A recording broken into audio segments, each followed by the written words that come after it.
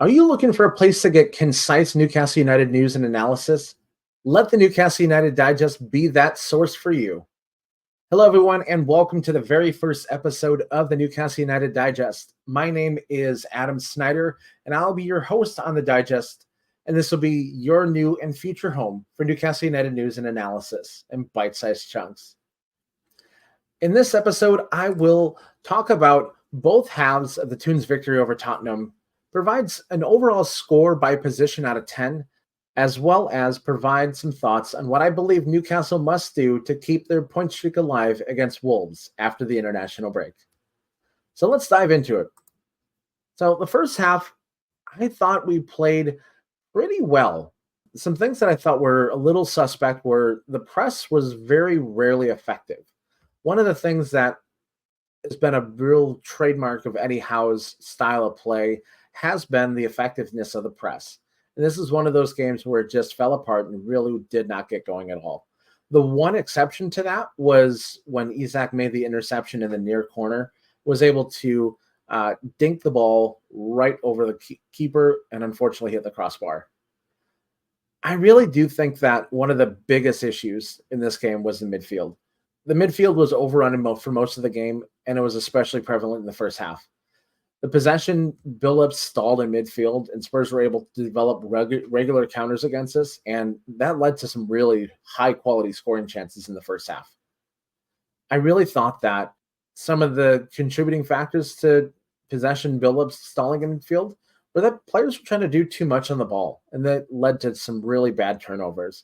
I think the two worst offenders in the first half of this were Joelinton and Gordon. One of Gordon's dispossessions led to Tottenham's best scoring chance in the first half, where Madison was able to rifle one right at Pope, and he was able to parry it away from a corner, but that was a precursor of things to come later on. I thought that defense did a really good job to absorb pressure, but they did show some cracks. I thought that Kelly was beaten really badly by Son on the right side, and that was when he got nutmegged and allowed him to get booked for the tackle right afterwards on Son. The other one was that one-on-one with Byrne as the last defender.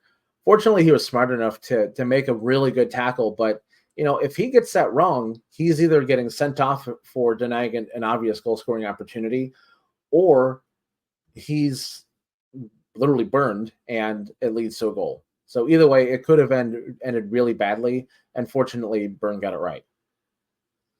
Now, the goal, my gosh, what a brilliant play by Sean Longstaff. He had the foresight to see the opportunity to play the throw-in quick, which is something that doesn't really happen at all in the Premier League anymore. This is one of those things where, so many people take their time to get the perfect throw-in, and opportunities like this are completely lost. Fortunately, Sean Longstaff saw the opportunity to play Kelly right away. He's able to take one touch, get a cross in, and find Barnes wide open right in the middle of the penalty area. Now, this wasn't a gimme finish by all means. That was a really, really good finish by Barnes to play that ball on the skip on a wet surface to just redirect that in. It was a brilliant, brilliant finish. He made that look really, really easy. I can assure you it was not. Now we got to talk about Nick Pope.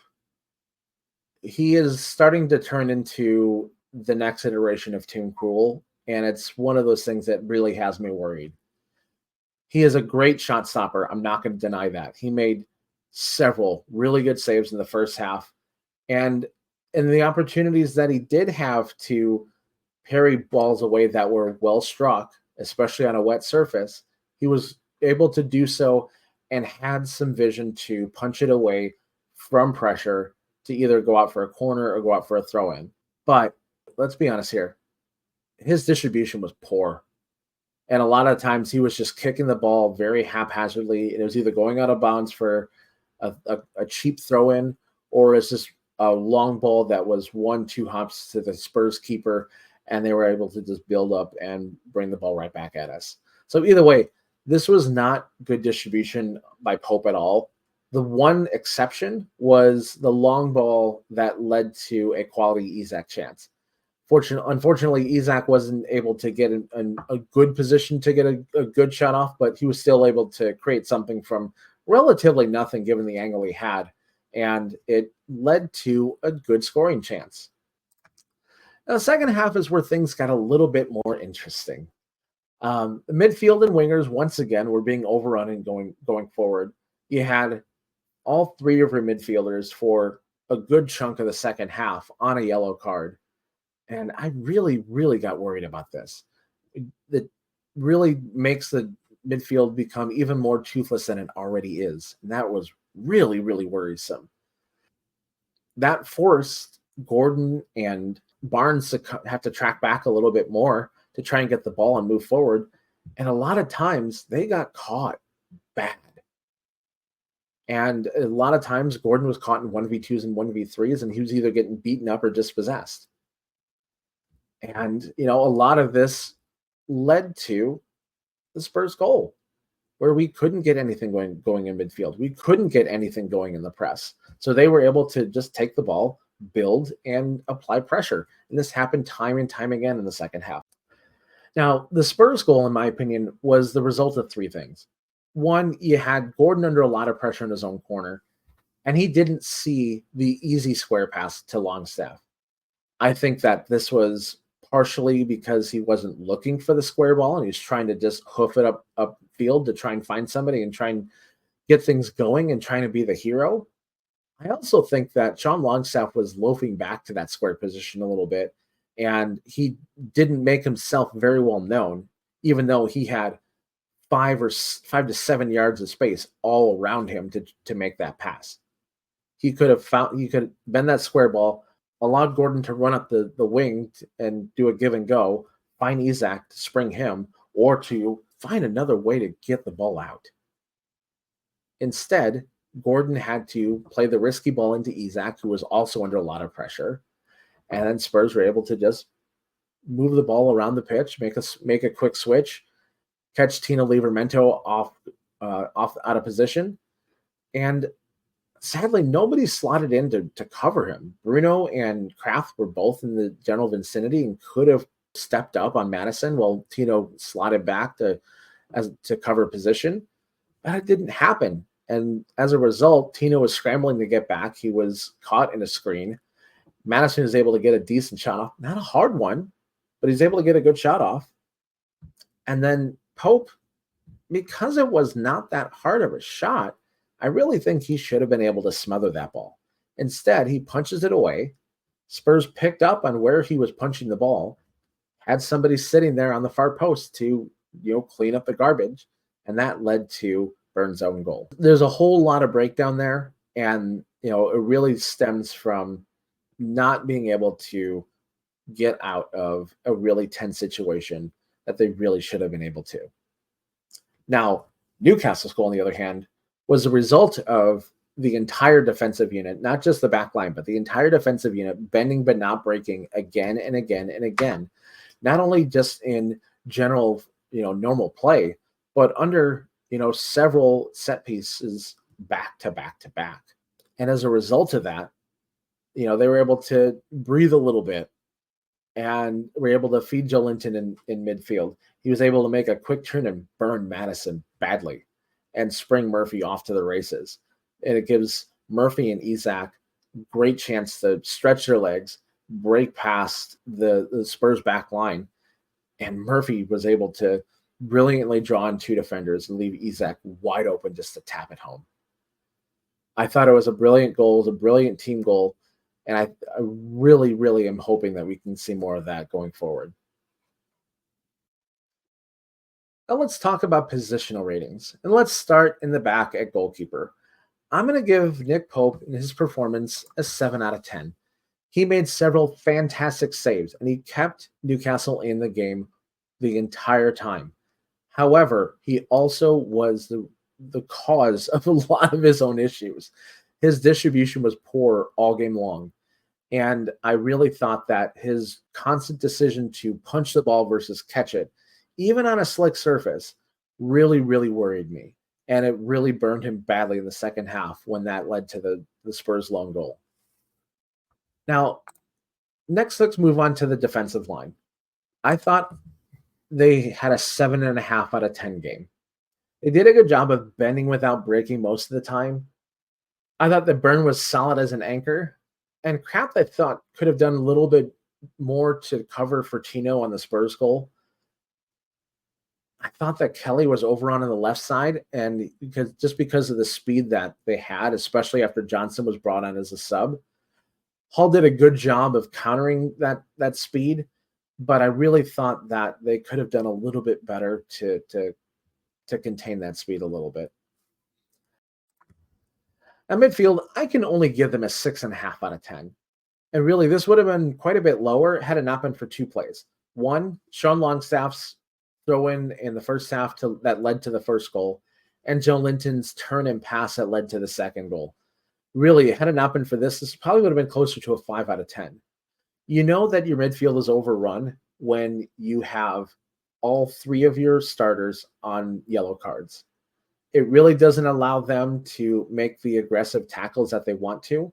And they're really toothless against the counterattack, because if they take a professional foul, guess what? It's your second yellow, they're sent off, and you're down a man. I really thought that Tonali did a really good job of coming in and mopping up some of these passes and making some of these tackles that they really couldn't because they were on a yellow. And I really genuinely think that this performance from Tonali is a good audition for him to start against Wolves after the international break. Now, the forwards, I'm going to give them a 7 out of 10. I think that a lot of this game had them out of their comfort zone. This is especially compared to the last two seasons that we're used to seeing of the entertainer style play.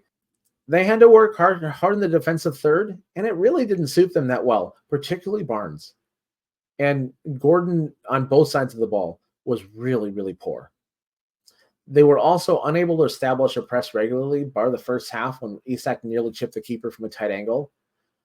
Barnes and Murphy also had solid chances in addition to the goals that they scored. I don't know. I don't think that they had a particularly good game, but the flashes of brilliance were able to save them. And I think that this is something that really needs to improve upon going forward. Now, I have to give a special shout out to special teams.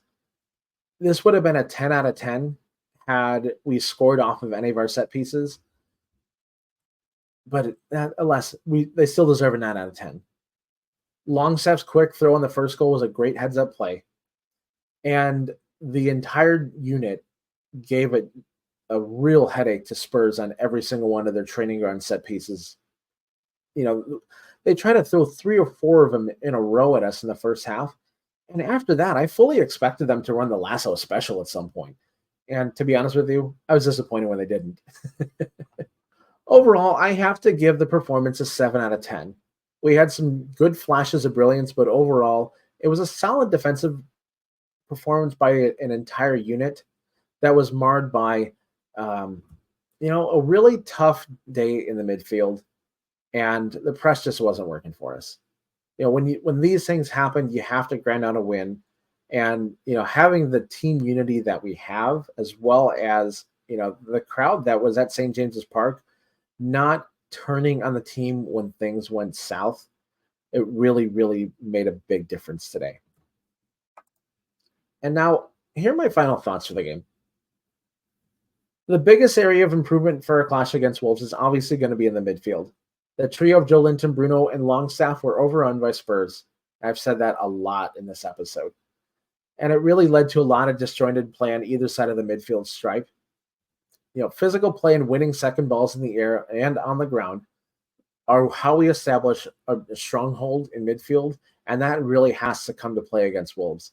This will allow us to play the free-flowing football, make the press more effective, allow us to counter a little bit better as well, and this will really help Wolves, not exploit us with their speed on the counter, especially in the wings. That's all I have for this episode, and like I mentioned at the very top of this episode, this is our very first one, so any feedback, positive or negative you have about what you saw are very welcome. So please leave them in the comments. I'll be reading all of them, and I'll be looking for ways to improve to make this a better experience for all of you going forward. But if you did like what you saw, be sure to hit that like button and be sure to subscribe so you get the opportunity to view future episodes that we'll be releasing on a regular basis. And if you did subscribe, be sure to let us know in the comments as well, and I'll be sure to shout you out in there as well. Once again, my name is Adam Snider, and you've been watching the Newcastle United Digest.